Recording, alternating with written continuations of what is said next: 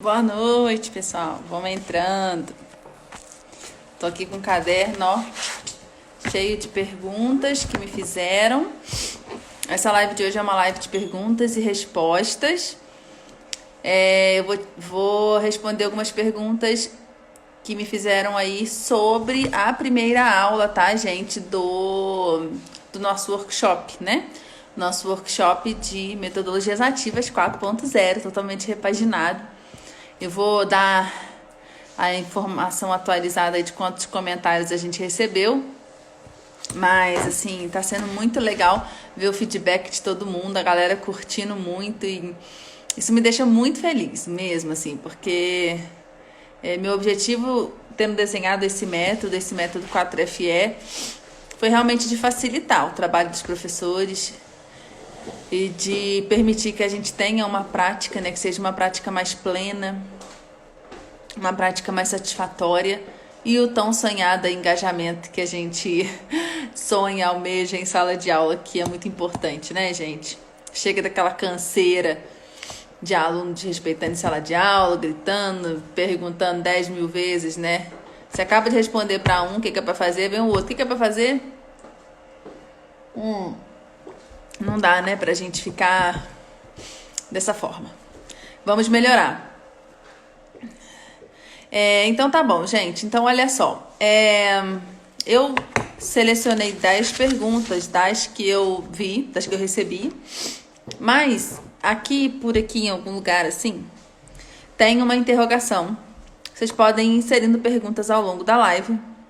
E aí, se der tempo, eu também vou responder, tá? Essas perguntas que estiverem aqui, ok? Beleza? Então vamos começar. Bom, a primeira pergunta é: como diferenciar objetivo de aprendizagem e conteúdo? Tá? Foi uma pergunta que me fizeram. Deixa eu até ver se as perguntas aparecem aqui. Aparecem. Ótimo. Então, tá aqui, ó. Essa é a primeira pergunta. Como diferenciar o objetivo de aprendizagem do conteúdo? Essa é uma pergunta que sempre aparece e que é uma pergunta que vale muito, muito a pena a gente conversar sobre isso, gente, porque essa é uma confusão que se fazem, né? Muitas vezes eu chego para os professores e falo, né, que é muito importante o desenho dos objetivos de aprendizagem e tal. E aí eles falam: não, mas eu já sei que eu vou dar aula disso, daquilo. Eu falo: não, isso aí que você está falando que você sabe que você vai dar aula, isso não é um objetivo de aprendizagem, isso aí é um conteúdo, tá? Então existem algumas formas de a gente conseguir diferenciar isso com mais facilidade. O conteúdo são os temas, tá? Os temas gerais que você precisa ensinar naquele ano, ok? Então, se a gente for pensar, por exemplo, na geografia, pode ter um ano que eu vou ter que ensinar sobre espaço agrário, sobre espaço urbano, sobre industrialização, sobre globalização e tal. São os grandes temas. Mas eu posso pegar esses grandes temas e desenhá-los na forma de objetivos de aprendizagem. Ou seja, eu vou transformar esses temas. O que eu preciso que o aluno compreenda sobre esse tema? Aí se torna um objetivo de aprendizagem. Então, você tem o tema isoladamente. O tema, ele existe por si só, tá? Mas o que você quer fazer com esse tema? Você quer que o aluno aprenda alguma coisa desse tema, tá? E aí você vai dar um verbo, uma ação para isso. Quando você dá um verbo, uma ação para esse tema, isso se torna um objetivo de aprendizagem. E se a gente não redige isso, o que vira a nossa sala de aula? A gente só fica conceituando temas, dizendo: isso é isso, isso é isso, né? Raio ultravioleta é isso, raio infravermelho é isso, mudança climática é isso. Entende? A gente só fica no é isso.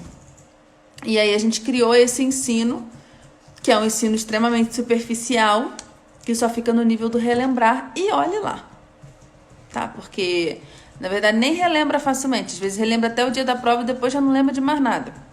Às vezes estuda de manhã, no dia da prova, para poder a memória estar mais fresca, porque no dia seguinte já não vai lembrar.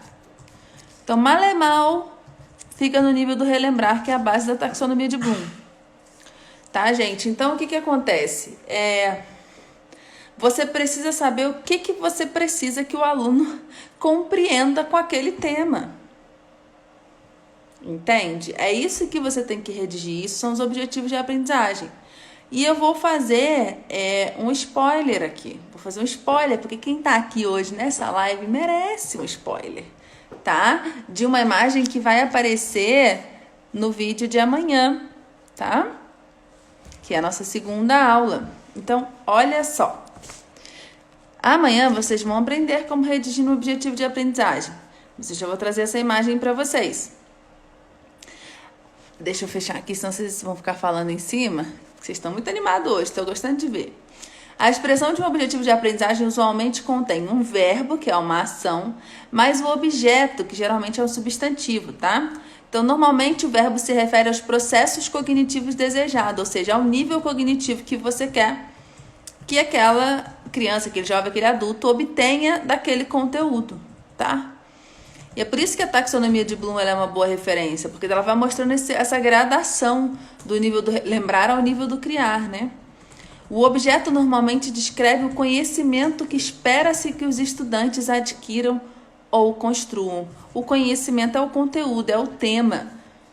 Então eu posso dar como exemplo: diferenciar, a gente sempre usa o verbo no infinitivo, porque a ideia é que a pergunta é que o início da sentença seria: ao final dessa aula os alunos serão capazes de... Aí vem o verbo no infinitivo. Então eu poderia dar como exemplo: diferenciar as funções dos raios ultravioletas e dos raios infravermelhos, tá? Então olha só, eu não quero apenas que ele saiba o que é um raio ultravioleta ou um raio infravermelho. Quero que ele diferencie as funções desses dois raios. Isso é importante. E por que eu, Janaína, sei que isso é importante? Eu sei que isso é importante porque ele não vai entender balanço energético global se ele não conseguir diferenciar essas duas coisas. Vocês entendem? Então, o que o objetivo de aprendizagem me traz? Aquilo que eu realmente tenho que alcançar na sala de aula. E se eu trabalho no âmbito só dos conteúdos, eu nunca vou conseguir redigir avaliação nenhuma. Porque eu não sei o que eu quero que eles alcancem com aquele conteúdo, então como é que eu vou medir? Aí o que eu fico medindo? Conceito, fatos, né? Assim, qual ano que aconteceu, blá, blá, blá, blá, blá, blá. Ai, gente, tô uma canseira desse tipo de história. Sem professor de história aí, por favor, vamos aprender a contar a história.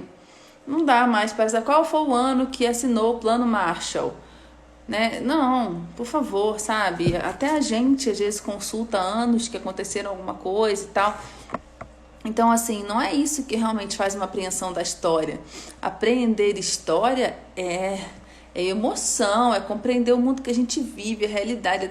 É a partir disso poder ter um pensamento reflexivo, né? É conseguir fazer conjecturas a partir do estudo do passado em relação ao que se vive hoje, ao que se vai viver no futuro. A história é muito mais do que qual ano que aconteceu determinada coisa. Mas se a gente não desenha objetivos de aprendizagem, a gente não tem clareza disso. E aí a aula fica... A gente enche o quadro, manda os alunos copiar. É a mesma coisa que está escrito no livro didático, que ele pode achar no Google, enfim. E aí a gente desvaloriza a nossa própria profissão. Infelizmente. A gente se desvaloriza. O nosso papel ali é mediar o alcance de uma compreensão. Então, é por isso que a gente precisa trabalhar com objetivos de aprendizagem. Porque a gente vai levar o aluno a compreender o que daquele conteúdo, né? Onde a gente quer realmente que ele alcance, tá? Então, por exemplo, reconhecer os atributos que compõem uma fábula, né? Então, ou então eu posso até, né, analisar, né, as características específicas de um conto, de uma crônica e de um poema, por exemplo, tá? Então, o que eu estou trazendo com isso? Mostrando para eles que existem características distintas, né? Colocando as coisas em relação, em perspectiva. Isso é muito importante, tá? Então, essa é uma pergunta muito boa. Por isso que eu fiz muita questão até de fazer esse spoiler, porque vale muito a pena, sabe, gente? A gente conversar sobre isso. Ficou claro para vocês, gente? E aí teve uma pergunta que fizeram também, né? Como iniciar a busca pelos objetivos certos? E ela é uma pergunta complementar a essa, né? Para você encontrar os objetivos certos, você precisa conhecer profundamente a área que você leciona. E eu sei, do fundo do meu coração, pode ter certeza que eu sei, que você pode ter saído da faculdade sem essa segurança. Você pode ter saído da faculdade de Química sentindo que você não sabe Química, ou saído da faculdade de Geografia com dúvidas se você sabe geografia, sair da faculdade de letras com dúvidas se você realmente domina a gramática da língua portuguesa, entende suas estruturas, né? Então, assim, isso acontece, só que a partir do momento que você resolveu ser professora, a sua formação nunca pode parar, ou professor. Então, você tem que continuar estudando. Só quando você realmente tiver uma segurança de que você conhece a sua área de conhecimento que você vai lecionar, você vai ter realmente uma segurança para lecionar. E então, conhecendo a área do conhecimento, você vai conseguir desenhar objetivos de aprendizagem touché, focados, os essenciais. O que significa essenciais? As ideias gerais daquela área do conhecimento, aquilo que o aluno não pode deixar de perder, não pode deixar de aprender naquele momento. Na matemática, muitas vezes isso é muito claro. Mas ainda assim, há grandes discussões sobre isso, sobre o que tem que vir antes e com... Gente, olha a situação aqui, tá? A pessoa tá de casaco, ainda tem isso aqui dentro, tá bom? Você acha que tá frio aqui? Tá bom. Se tiver alguém de manga curta aí, eu não vou dizer que eu vou ficar com uma leve... um leve incômodo, porque eu gosto de frio, né? Mas enfim, vamos seguir, né? Foco aqui. Tá vendo? Eu não posso fazer isso, gente, porque eu já não lembro aonde eu estava nesse momento. Você lembra, amor? Ele tá me mandando segue, é ótimo. Eu não lembro onde é que eu tô. Quero ver quem tava ligado aí no que eu tava falando. Ah, matemática. Matemática é muito mais fácil, né? Da gente, às vezes, entender o que vem antes e o que vem depois. É muito mais difícil isso para geografia, por exemplo. Por que eu tenho que falar de espaço rural antes de falar de espaço urbano? Ou quando é que eu tenho que falar de climatologia? Ou quando que eu tenho que falar de relevo? Ou, enfim, né? Agora, mesmo assim, como eu estava falando, na matemática, existem métodos totalmente distintos. Você pega o método de Singapura, né, para o que a gente tem na BNCC, é totalmente distinto. Né? Inclusive, grande parte das coisas que hoje é muito defendido na matemática, esse uso excessivo de manipulativos e tal, é muito questionado por um grupo de pesquisadores, né? Que falam que a perspectiva teria que ser diferente, tá? Então, assim, a gente tem que fazer o quê? A gente vai pegar a BNCC como referência? Vai! Mas a gente vai fazer a limonada que os nossos princípios acreditam que seja o ideal. Claro, a gente está dentro de uma instituição de ensino, a gente precisa entrar em concordância em relação àquilo ali, né? Mas é possível, existe alguma possibilidade de flexibilidade. As pessoas me perguntam muito isso, acaba de vir uma pergunta aí, né? O que você pensa sobre a PNCC? Eu penso que existem muitos problemas, mas isso não me machuca.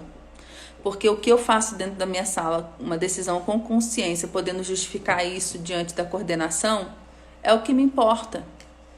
Né? Então, assim, eu utilizo como referência, claro, eu preciso, mas eu faço as escolhas intencionais e vou mostrando isso, né? Nesse momento eu estou no cargo de direção, né? Não estou como... eu estou vivendo o outro lado agora e procuro compreender as minhas professoras nas escolhas delas. Isso é muito importante, tá? Então, assim, você precisa conhecer muito a área que você leciona, conhecer perspectivas nacionais e internacionais, então não se feche a BNCC, vá além, estude, vá mesmo. Não vai estudar só os clássicos que na universidade te disseram que é clássico, tá? Por exemplo, na geografia, tem lá Hatzel, Vidal de la Blache, não sei o quê, e eu consegui muito mais além disso. Desses, né? O Humboldt, esses são os clássicos da ciência. Mas eu fui muito mais além disso. E encontrei uma origem muito mais além. Então, a gente também tem que ir além daquilo que nos contam na universidade.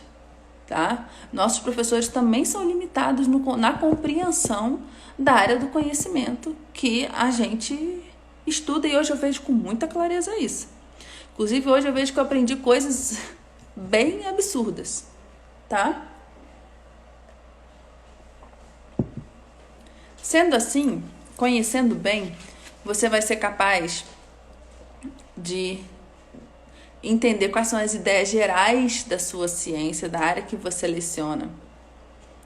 E a partir dessas ideias gerais, você vai ter elas como referência para redigir os seus objetivos de aprendizagem, tá bom?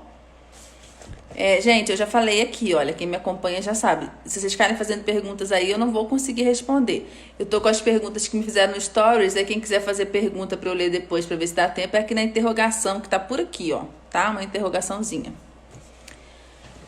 É possível que o método transforme o educador além da sala de aula? Tá falando do método 4FE, né? Gente, é possível... eu acho que essa pergunta tá aqui, deixa eu projetar.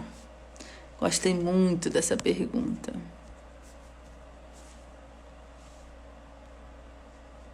Cadê? Nem todo. Tá aqui, ó. É possível que o método transforme o educador além da sala de aula? Gente, não é só possível quanto é necessário. Não tem como você praticar essa transformação que eu estou propondo se você não se modificar para além da sala de aula. Não passar por um processo de autotransformação, de encontro com a sua missão, de humanização, de entender realmente, fazer as perguntas essenciais para si mesmo, né? Por que eu existo? Por que eu tô aqui? O que eu quero com a minha vida? Onde eu quero chegar? Qual o sentido da vida? Os professores da educação clássica, né? Os mestres, eles eram pessoas com uma extrema e ampla visão de mundo, desde a medicina, a matemática, a filosofia, teologia. Não era essa especificidade que hoje tem, né? Eu estudo o cupim que tem no cerrado do não sei o que lá. Entende? Eram pessoas que tinham uma visão ampla de mundo. Hoje a gente fica tão focado na nossa área e ainda... Não, mas eu sou da geografia, eu sou da climatologia, ou eu sou, né? Eu sou da história, mas eu sou do método tal, que a gente não consegue enxergar realmente o todo e as ligações entre as coisas, né? Como as coisas se conectam. E o dia que a gente conseguir enxergar o conhecimento como uma coisa só, onde tudo se conecta, porque é a vida, é a realidade da vida e tudo vem de uma única fonte, né? Então a gente vai conseguir passar por esse processo transformador. Né? E aquela provocação que eu já fiz algumas vezes aqui, farei muitas, né? Eu pergunto para os professores: você é professor de quê? Aí me responde: sou professor de física. E eu digo: não, você é professor de ser humano. Você é professor de ser humano.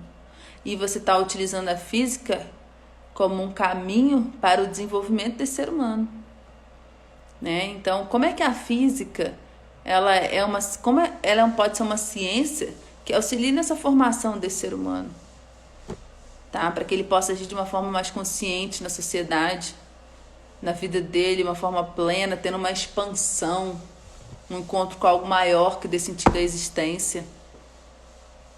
Entende? Tá? Então, não só é possível, como é necessário. E a gente passando por esse processo de transformação, de entender verdadeiramente o que é o conhecimento, o que é conhecer, o que é aprender, o que é educar, a gente vai ser capaz de fazer isso com os nossos alunos. Mas tem que ter coerência. Tem que ter coerência, gente. Não adianta a gente achar que a gente vai fingir que a gente pratica empatia e vai chegar lá querendo desenvolver empatia nos nossos alunos. Não é assim que funciona. Se a gente não vivencia realmente, a gente não ensina verdadeiramente. Pode até ser divertido, engraçadinho e tal, simpático, mas transformar verdadeiramente, não.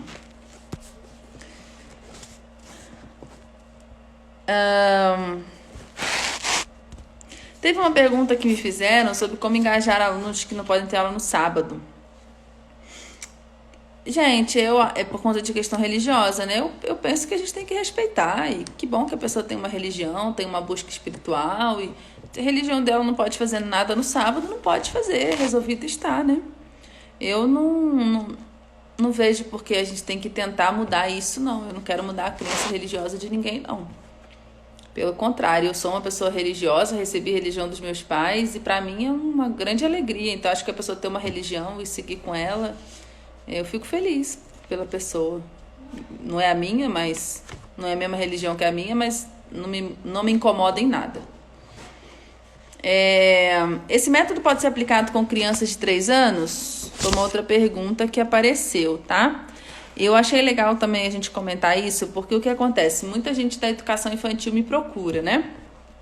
E eu sempre digo, sim, tudo que eu trago aqui, ou nos meus cursos e tal, você pode utilizar na educação infantil, não tem problema, tá?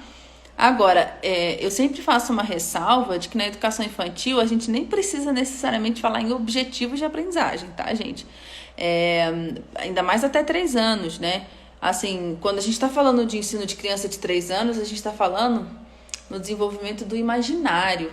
A gente está falando no desenvolvimento que a gente possa ir exercitando, auxiliando a criança a exercitar o gosto por perguntar, por conhecer, por se comunicar e assim, da maneira dela também, no tempo dela, mas por imaginar. Então, meu filho ainda vai fazer 3 anos, ele tem 2 anos e 9 meses, né? Mas há muito tempo já eu pergunto todo dia que ele acorda: você sonhou hoje? O que você sonhou? Eu não sei se ele entende ainda o que é sonhar. Às vezes ele me conta a derradeira coisa que ele viu antes de dormir. Então, por exemplo, hoje de manhã eu perguntei: e aí, você sonhou, filho? Sonhei. O que você sonhou? Com o papai. Aí eu falei: com o papai? O que você tá fazendo com o papai? Fiquei todo feliz, né? Aí ele, deitado, mimindo. E meu marido que fez ele dormir ontem. Aí eu falei: então ele tá lembrando da noite. Mas ainda que ele não sabe exatamente o que é sonho, ele interage comigo, ele imagina. Mas ao mesmo tempo tem dia que ele conta que a girafa ou a zebra e tal. Então ele vai trazendo coisas, né? Pegar um livro, abrir na frente da criança e deixar ela contar do jeito que ela sabe. Então, uma coisa que a gente faz muito tem uma lagoa aqui perto, a gente para em frente da lagoa e aí eu ando com ele, né, de bicicleta ali e tal, e aí eu fico perguntando: o que você tá vendo? Aí ele fala: tô vendo a lagoa. Eu falei: tô vendo uma árvore. Cada hora é um. Aí, eu tô vendo o céu, e você? Eu tô vendo a nuvem. Aí às vezes ele repete a mesma coisa que eu falo. Mas o que eu tô fazendo com isso? Estimulando ele a ver o mundo, a enxergar, a contemplar o mundo. Então é isso que criança precisa, gente, entende? Não são objetivos de aprendizagem. A criança precisa muito mais que a gente esteja ali, sensível a pegar uma oportunidade de fazer uma pergunta para ela que incentive isso, que gere esse gosto. E brincar, né, gente? Brincar. Isso é muito importante. Brincar com as brincadeiras propostas por elas mesmas e não necessariamente brincadeiras propostas por nós, sabe? Andar, pegar sol, coisas assim, né? Então, eu como educadora, eu como professora, eu não fui professora da educação infantil. Eu sou coordenadora hoje da educação infantil também. Então, tenho muito contato com essa realidade e tenho as minhas experiências como mãe. E admiro muito o carinho e amor das professoras de educação infantil, tá, gente? Então, o método vale porque ele vale para qualquer formação. Mas eu quero que vocês lembrem que quando se trata de crianças da educação infantil, ainda mais aí de 0 a 3 anos, eu nem falo em objetivo de aprendizagem, tá? Eles não precisam. Eles sabem o que é aprender naturalmente. A gente que desaprendeu. Eles olham para tudo o tempo todo em situação de aprendizagem, né? Com interesse. O que a gente precisa fazer é não estragar isso. E incentivar, estimular, né? O método 4FE traz uma mudança de postura em sala de aula. Deixa eu ver se eu acho essa pergunta completa aqui, ó.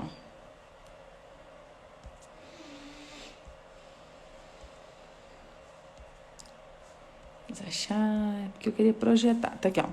O método 4FE traz uma mudança de postura em sala de aula. Então, por onde começar? Pelo norte.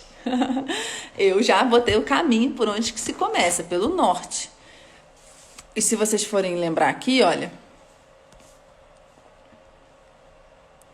o que a gente falou aqui, né? O norte, ele é organizado nessas etapas: o sentido de educar, qual que é a missão na educação, a essência na área do conhecimento, as competências socioemocionais e os objetivos de aprendizagem. E esse também, eu só tô mostrando isso aqui, eu não ia fazer o segundo spoiler não, tá? Mas eu tô mostrando isso aqui porque isso apareceu na primeira aula, tá? Mas agora, na aula que sairá amanhã, cedo, vai estar lá no seu e-mail, vocês vão entender cada ponto desse com mais detalhes. Mas o que acontece? É por ele que você tem que começar. Existe uma gradação nisso daí, tá bom? E foi legal que surgiu uma outra pergunta também, que é complementar, né? Eu já vou responder a pergunta, mas assim, uma coisa importante, então, por exemplo, a primeira coisa ali, sentido de educar.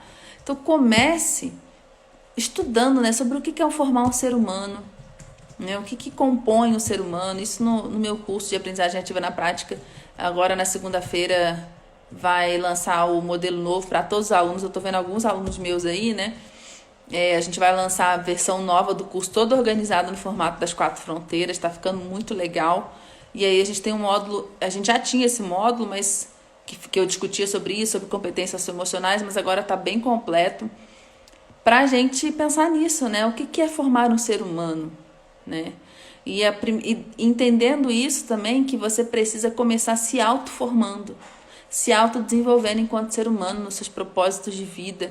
As pessoas chegam para mim aqui e me falam: Janaína, tá sendo tão bom estar aqui com você, você tá me ensinando muita coisa, você tá, né, eu nunca ouvi alguém falando nessa perspectiva. Sempre recebo muitas mensagens: não estava no momento bom da vida, e aí quando eu conheci a Educaetos muita coisa melhorou. Eu ouço muias mensagens, e isso para mim vem como uma alegria, com certeza, mas isso vem como um peso também.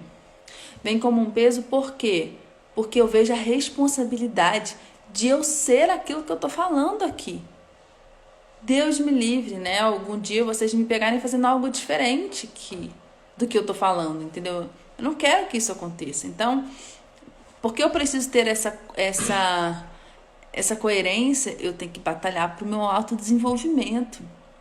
E a mesma coisa é professor. Então, de repente, as competências emocionais, por exemplo, entraram na moda, né? Todo mundo fala de soft skills e tal.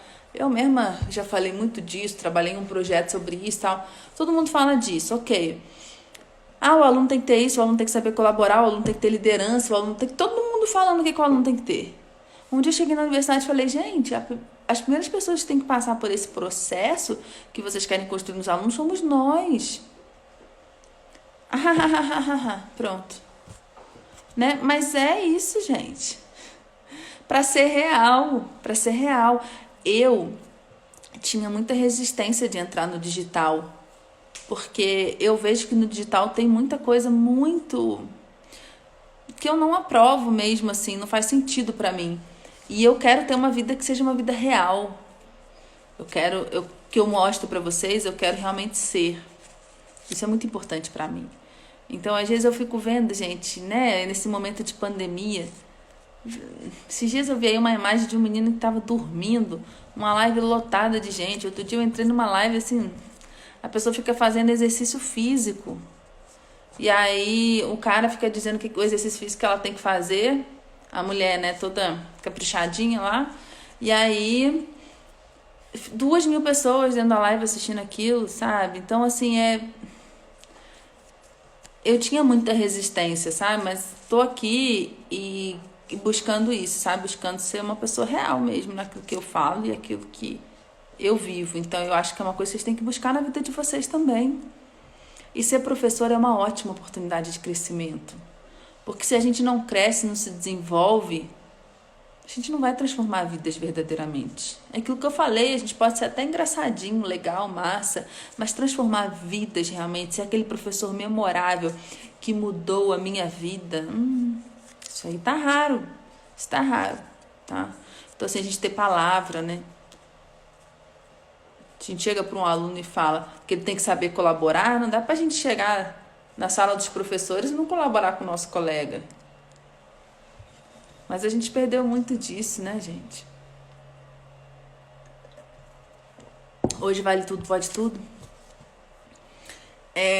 Então, comece pelo norte, tá? A pergunta era: o método 4FE traz uma mudança de postura em sala de aula. Então, por onde começar? Comece pelo norte e comece pelo sentido de educar e pela autotransformação, pela autoformação. É por aí que eu digo, tá? Bom, aí tem uma pergunta que eu achei complementar. Deixa eu ver onde é que tá essa pergunta. É sobre o método. Essa aqui, ó. É possível continuar a metade da trajetória e o pé na estrada em outra aula? Achei essa pergunta muito legal. Esse método, ele não é um método necessariamente de uma coisa que você tem que aplicar numa aula, tá? Ele é um método que você vai ter que seguir na sua vida, ok? Para a sua transformação, na sua vida como docente. Então, isso começa antes de você entrar na sala de aula. E vai para depois daquela aula. E vai para depois de 5, 10, 20, 10 anos de aula, tá? Então, é um processo contínuo e constante. Não é um planejamento de uma aula, tá? Não é isso. É algo além. Então, no norte, você vai caminhando, entendendo o sentido de educar, encontrando a sua missão na área na educação, estudando a essência na área do conhecimento que você tem, compreendendo melhor o que são competências socioemocionais e a formação integral, ligado ao que eu vou falar para vocês da modificabilidade que vem do Feuerstein.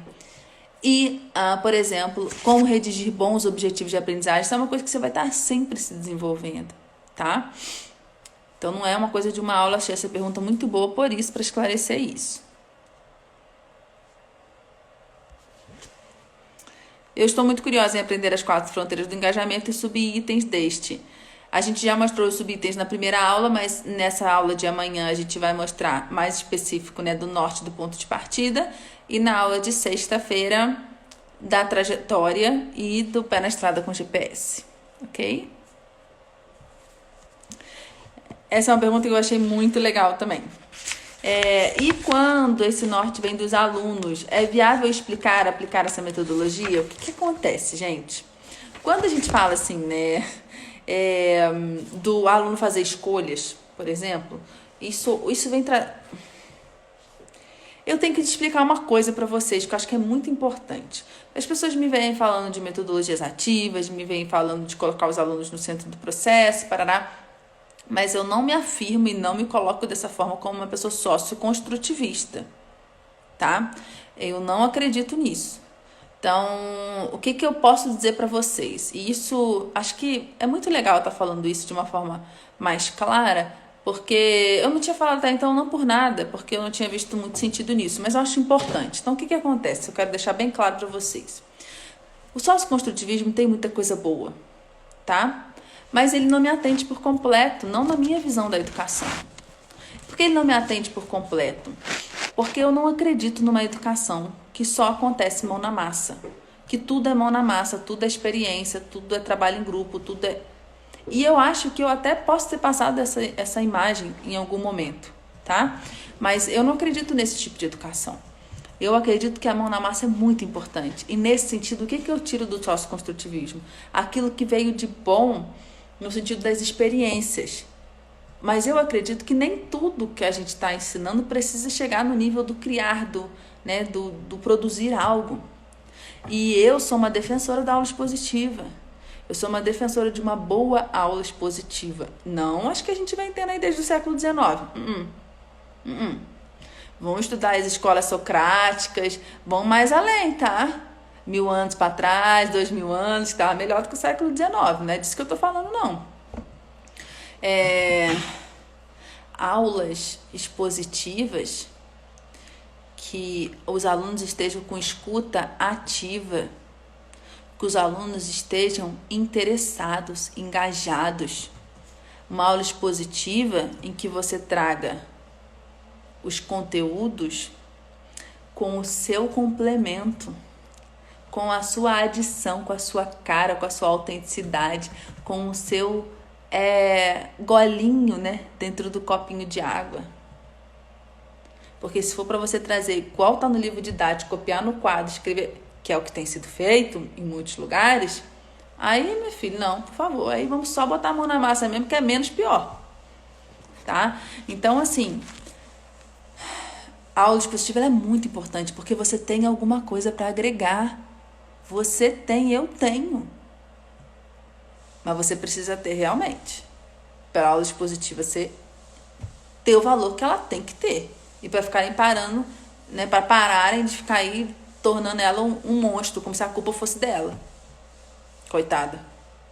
Então, o mão na massa é muito importante. No meu curso de aprendizagem ativa na prática, eu explico. Porque ainda tem esse outro problema. Aí, sócio-construtivismo, botar a mão na massa, metodologias ativas. De repente, todo mundo fala de metodologias ativas.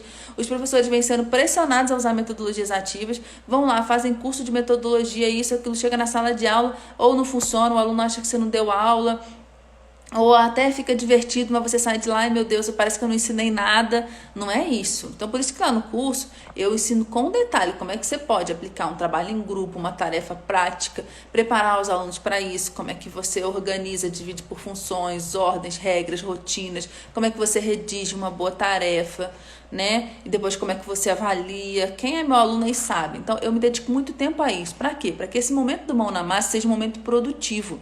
Seja um momento que flua bem e que tenha aprendizagem. Mas ele não tem que acontecer o tempo inteiro.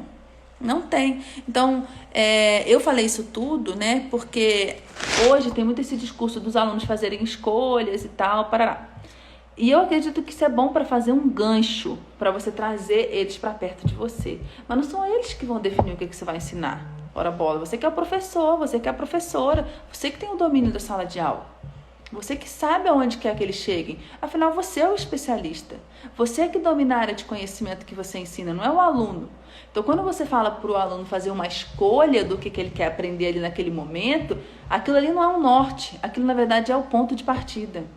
É o que você vai pegar como ponto de partida para um gancho para ele ficar junto de você, para você levar ele aonde você quer, que é o norte. Vocês estão entendendo? Então, não é o aluno fazer a escolha, como muitas vezes hoje se tem trazido dessa forma, que aí você vai ensinar o que ele quer. Não é assim. Você vai deixar ele fazer a escolha para você agarrar ele ali, ó. Vem comigo, meu filho, que agora eu te encanto. Vocês estão entendendo? Eu fiz isso, gente. Quem assistiu a aula 1 lá? Quem assistiu a aula 1 do workshop, me fala aí que eu expliquei. O que eu expliquei? Por que eu dei o nome do workshop de metodologias ativas? Quem lembra aí? Quero ver se vocês viram até o final.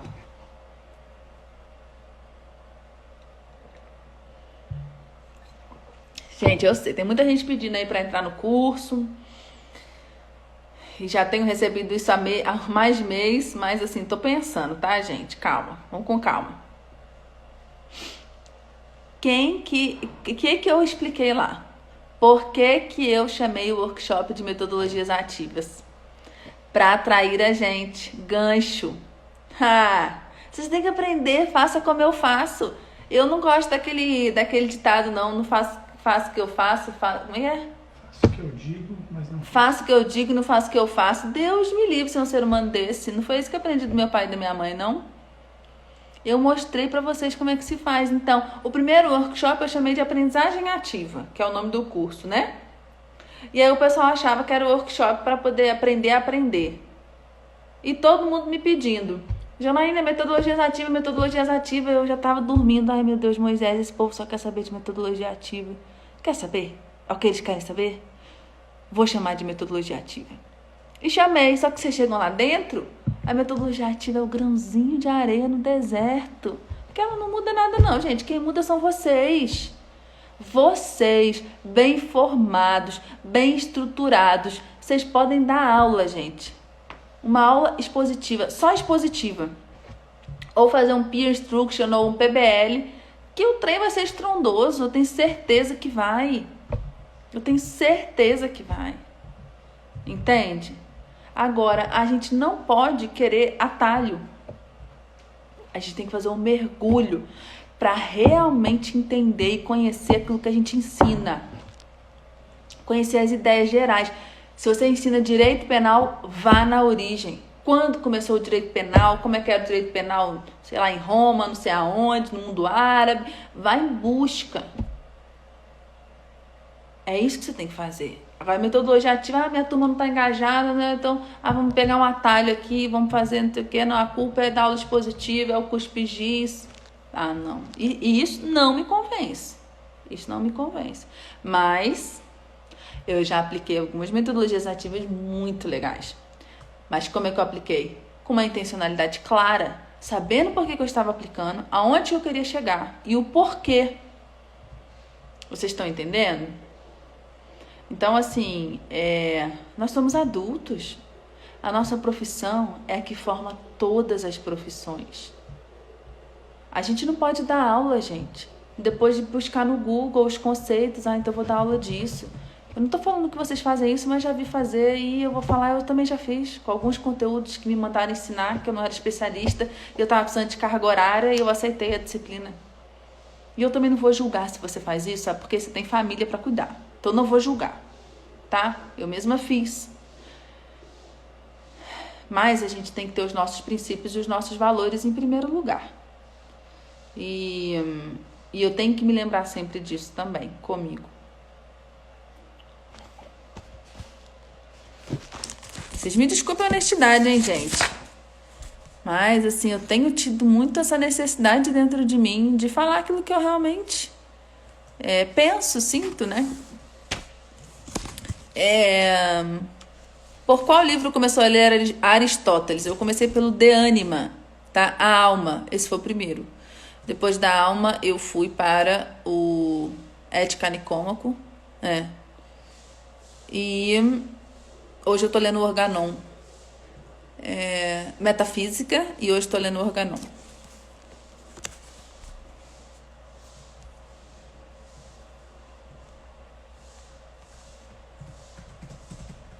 Menina, que ótimo, hoje você arrasou.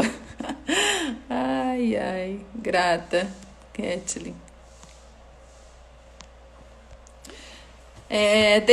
Dê ideias e sugestões de estratégias inclusivas para deficiente visual. Ou visual, intelectual.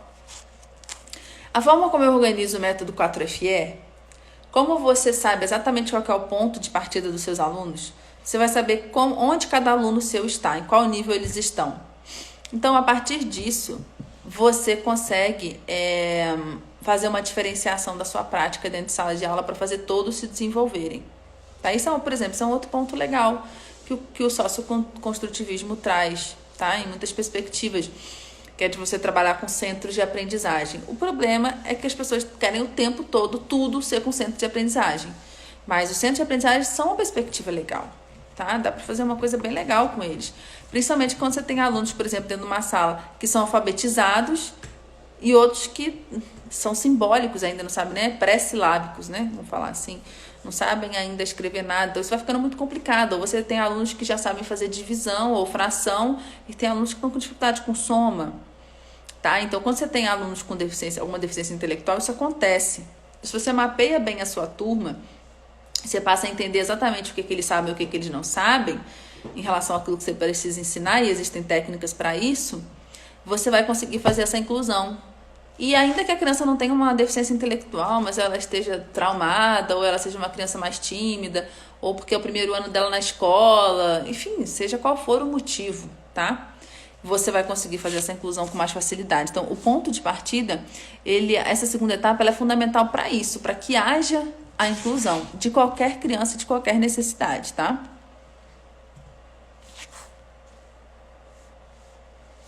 Vamos ver o que tem aqui. Eu compactuo com a sua linha de pensamento. Jamais poderemos desmerecer o valor de uma aula expositiva. Textos muito longos ele corta, né? Mas que bom. Tenho dificuldade de analisar a habilidade e competência de um determinado conteúdo. Tem dificuldade de analisar... Deixa eu tirar essa imagem aqui de cima, gente. Pronto. Você tem dificuldade de analisar a habilidade e competência de determinado conteúdo ou de pensar numa habilidade, numa competência ligada àquele conteúdo? Imagino que seja mais isso, né? Porque se for isso, o caminho é esse. Você tem que conhecer aquilo que você está ensinando, tá? Tô sempre pensando que a competência é algo mais amplo do que a habilidade, tá? Então, você pode falar de competência, coisas assim, tipo criatividade, colaboração. A competência é um guarda-chuva, né? E aí a habilidade, uma pessoa criativa, aí a habilidade, né? De fazer ilustrações gráficas, ou de desenhar com aquarela, ou de escrever contos, aí você vai tendo níveis e formas, né? Habilidades distintas de demonstrar essa competência que é a criatividade, tá?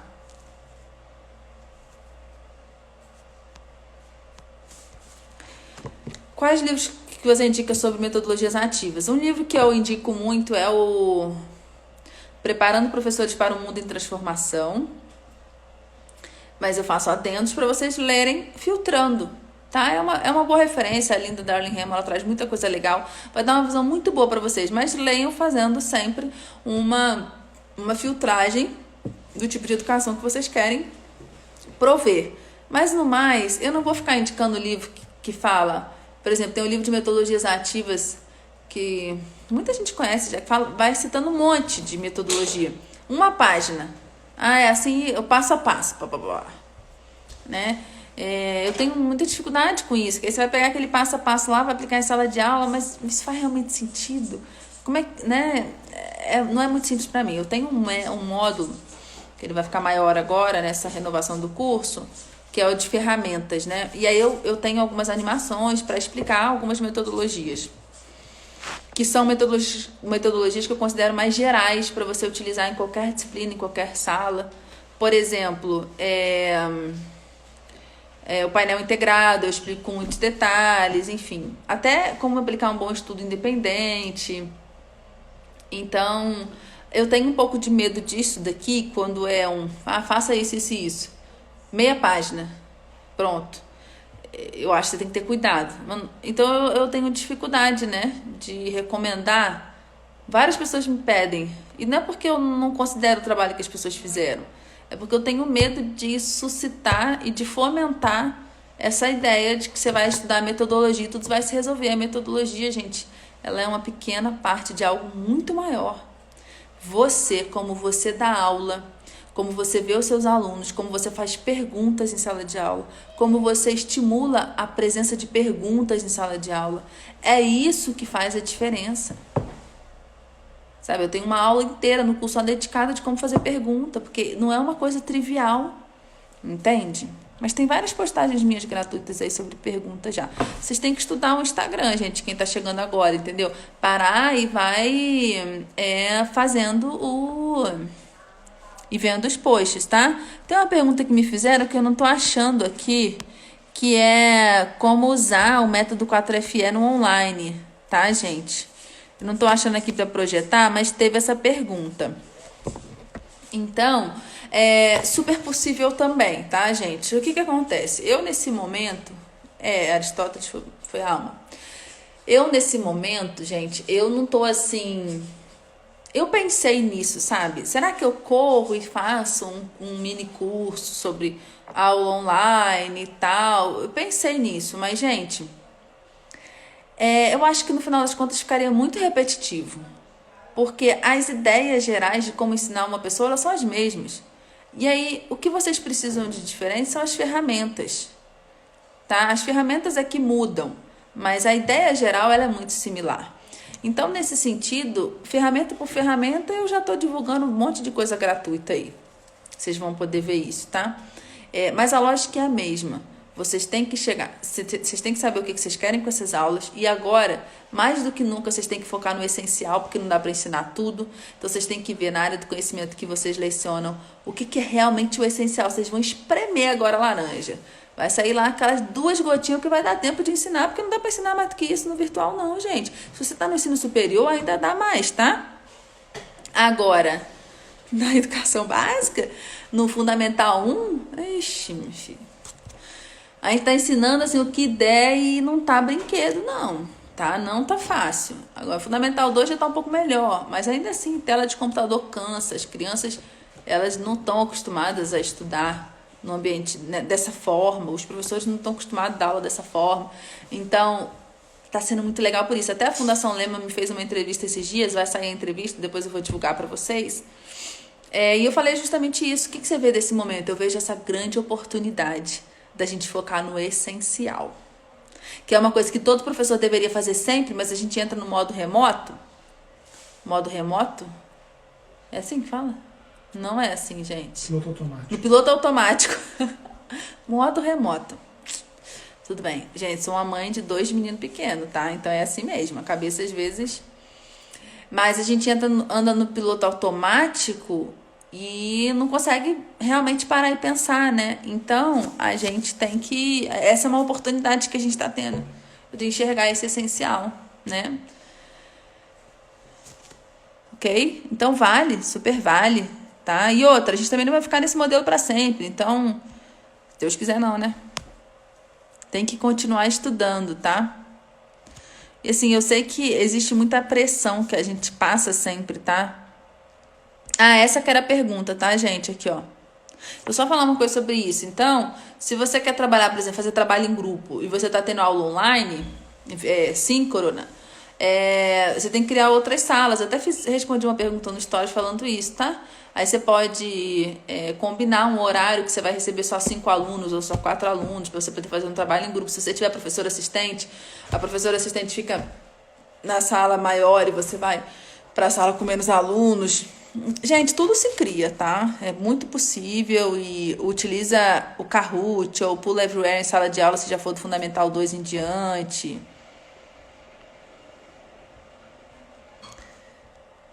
Como fazer que a metodologia ativa tenha um bom aprofundamento teórico pelos alunos? Use ela juntamente com a aula expositiva. Ensine bem, traga, depois você vai fazer autoavaliação ou avaliação formativa, vai ver se tá bom, se não tá, você vai trazer mais um texto, mais um livro, vai incentivar eles a irem à biblioteca, né? E você vai fazendo isso, tá? Mas a sua fala, a sua mediação, ela é fundamental. O grande problema é justamente isso aí, ó. Como conseguir dosar para ser um professor ativo e que o aluno estude ao fundo a teoria. Esse é o grande problema que hoje a metodologia ativa em excesso prejudica. A gente acha que não dá pra, né, não é para ir a fundo em nada. E não pode ser assim. A gente tem que ir a fundo mesmo. Profundidade. A educação tem tudo a ver com profundidade. Se não tiver profundidade, não tem transformação. Não tem desenvolvimento de ser humano. E se for dar conhecimento pelo conhecimento, é melhor não dar. Porque você dá um conhecimento para alguém que não se desenvolve também enquanto ser humano, em seus valores, em suas virtudes, em seus princípios, é perigoso. O que ela vai fazer com esse conhecimento? Eu já até contei aqui, mencionei isso uma vez, né? Citei o Harry Potter, né? Que é quando o Tom Riddle lá, ele fica sabendo que existem as Horcruxes. Às vezes era melhor ele não ter ficado sabendo, né? Porque ele vai dividir a alma dele em 7 partes. Enfim, todo o estrago que ele gera depois disso. Mas eu não preciso para literatura não, tá, gente? A gente pode falar de casos reais, recentes. Hitler, Stalin. Eu poderia citar inúmeros outros, eu tenho certeza que vocês sabem disso.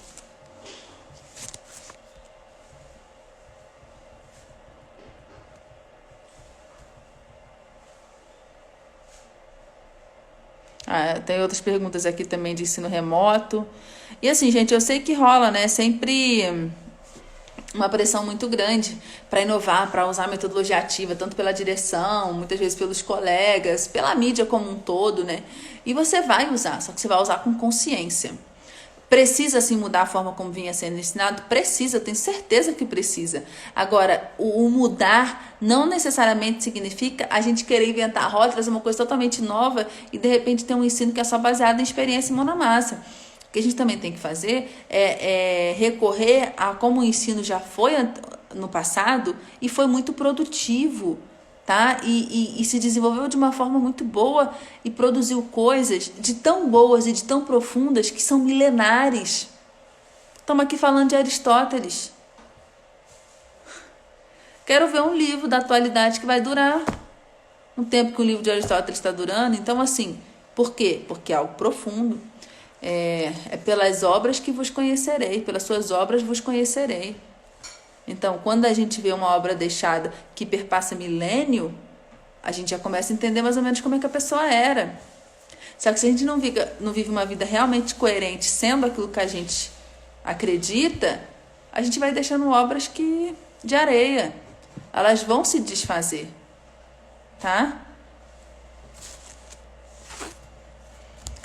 Eu não vi a pergunta, né? As metodologias ativas normalmente trabalham os objetivos mais elaborados da taxonomia de Bloom? Não necessariamente. Essa que é a grande questão. Se você não utiliza ela de uma forma, tá, que realmente o criar ele traga uma aprendizagem real, Não é, não vai no nível mais alto. Aí fica parecendo que sim, né? Se transveste disso, mas não é isso. Fica parecendo só, tá? Ah, é porque ele tá criando alguma coisa, tá manipulando. Mas aí tá criando o quê? Aquilo que ele tá criando, tá desenvolvendo realmente a competência?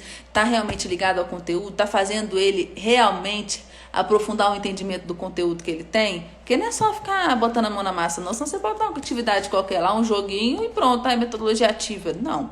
Então, não necessariamente. Você tem que saber como é que você vai desenhar. Por isso que no curso de aprendizagem ativa na prática eu explico bem direitinho como é que você produz uma atividade. Né? Como é que você organiza e como você avalia. Porque isso não é garantia, não. Agora, realmente, para você chegar no nível mais alto da taxonomia de Bloom, que é o criar, como é que você vai avaliar se o aluno sabe criar? Ele tem que criar alguma coisa diante de você. Senão você não vai conseguir saber. Mesmo que seja criar um texto ou que seja criar um protótipo. Precisa fazer isso, tá? Agora, você tem que saber como é que você está pedindo, o que você está pedindo e como é que você vai medir, tá? Aí sim a metodologia ativa valeu a pena. E não é isso que tem acontecido também, sabe? Então, tá se tornando só uma coisa para deixar a sala um pouco mais animada. Mais 4 minutinhos que nós temos aqui.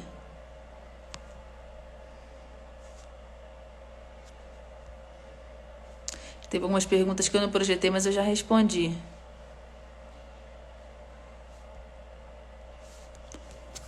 Durante a aula, observei muito que os princípios que você comentar têm muita relação com o método da sala de aula. Pelo que eu estou entendendo aqui, é invertida, né? Eu já falei algumas vezes, já dei algumas lives aqui sobre a sala de aula invertida, né, gente? Acho legal em muitos aspectos, mas não tenho boas experiências. O método não tem ligação com sala de aula invertida, não. Eu gosto, assim, da perspectiva do aluno ter a autonomia de estudar em casa, de já chegar com isso estudado e tal. Acho isso muito legal, mas as minhas experiências em universidade com sala de aula invertida não foram fáceis. Agora, por exemplo, ensino híbrido, tive boas experiências na educação básica e tive boas experiências no ensino superior, com o modelo por rotações. Esse modelo de híbrido, os alunos 100% presencial, mas eu fazendo...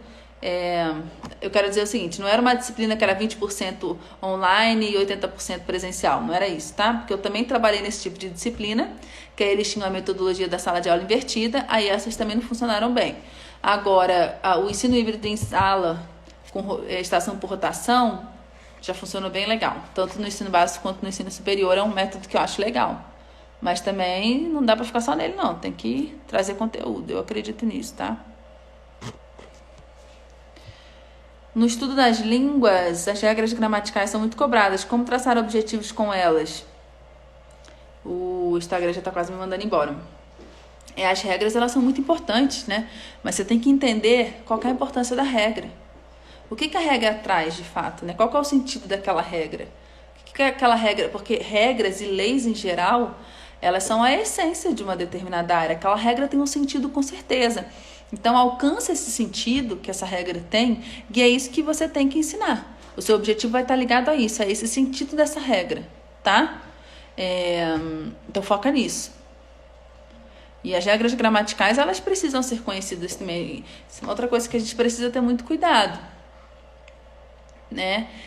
De, às vezes, querer trabalhar a língua portuguesa também de uma forma que não aprofunde na forma. A forma também é importante, mas de nada adianta a forma se o aluno chega na frente do papel e não tem nenhuma ideia de nada para escrever, né? Não consegue pensar em nada. Ele precisa ter um interesse por escrever, ele precisa ter um imaginário bem desenvolvido para sair algo dali, né? Para ele conseguir realmente produzir alguma coisa de valor. Então, a gente tem que ter um equilíbrio nisso, né? E a gente pode fazer o ensino de língua portuguesa ser um ensino que engaje, ser um ensino que seja interessante. Eu sei que é desafiador, eu vou falar para vocês. A maior parte dos meus professores que procuram educar ethos, eu tenho um formulário que me mostra isso, né? Até agora foram pedagogos e professores de letras. Então eu sei que é desafiador, mas grande parte deles falam que saíram transformados. Gente, eu que agradeço. Amanhã, segunda aula do workshop, grata pela presença de todos. É muito bom ter vocês comigo aqui, tá bom? Grata pela confiança. E eu vou terminar com a minha frase clássica. Vamos juntos humanizar a educação?